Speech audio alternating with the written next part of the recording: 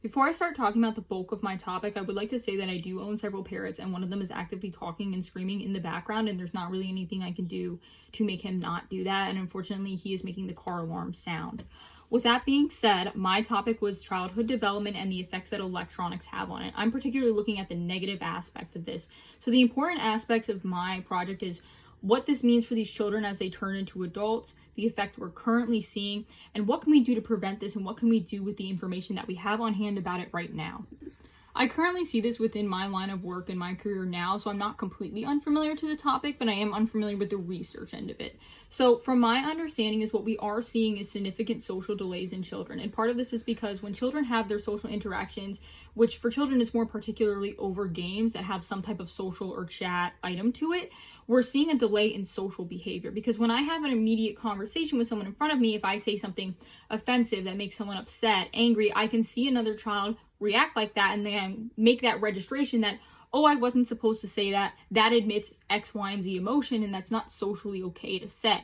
However, when you have these interactions over a screen, you're not getting that immediate feedback to pick up on the social cue that tells you that you're not supposed to say things like that. Another one of the issues that we're seeing that looks more at the health issue is we are already seeing a rise in obesity within children just in America and America as a whole, which primarily is just due to our access to food and certain resources. But part of the issue we're having now is that even when I reflect on my own childhood and maybe even yours, is that when I wanted to go play, I went outside.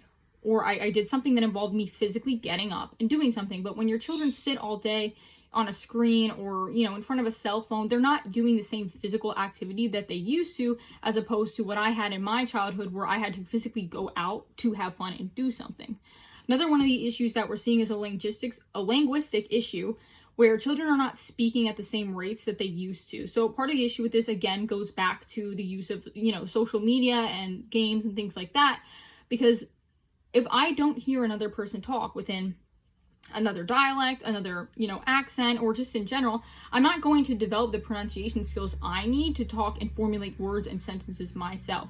When your child goes to pre-K or kindergarten or, wherever your kid goes in those developmental years, they're interacting with others, and it requires them to not only physically talk and therefore pronounce words, but they're hearing and registering other words at the same time. So we're not seeing children speak as clearly as they used to as before because they're not getting essentially that social practice of having a conversation.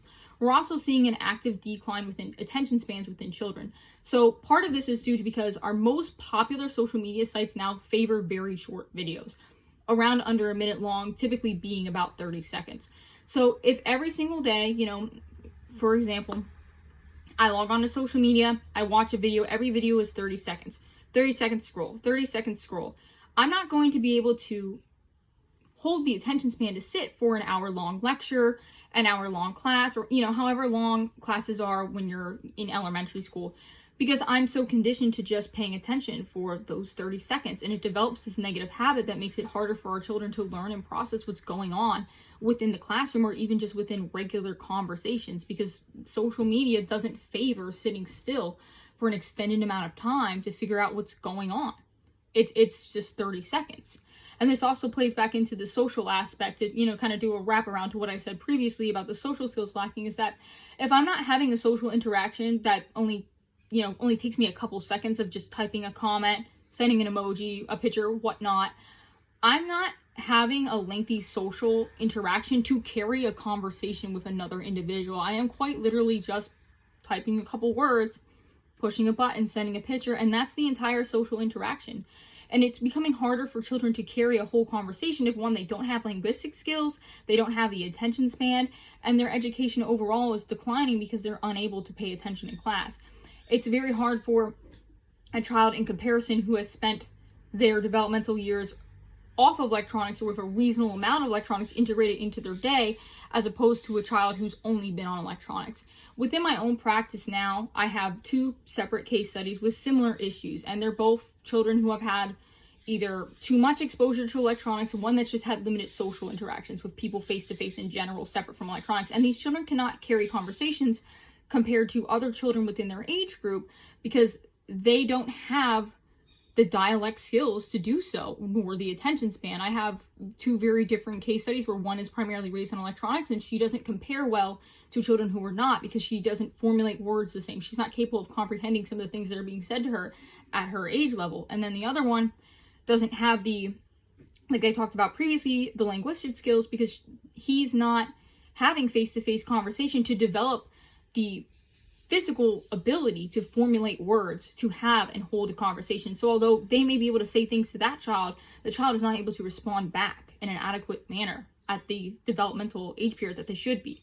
So overall, we're seeing a lot of different, for lack of a better term, delays within social and academics, but it's really looking at a collective of what's going to happen again for what's the future of these children. Because when you think about how was my child going to go out and get a job, you know, have a family, find a partner, make friends, you have to be able to socialize to do all of those things.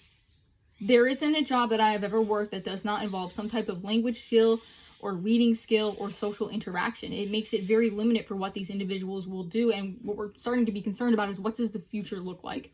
You know, we already have a workplace shortage now. How much shorter can it get if the people that are expected to go into it in the next 20 or 30 years don't have basic social skills or the academics to back going out into the field?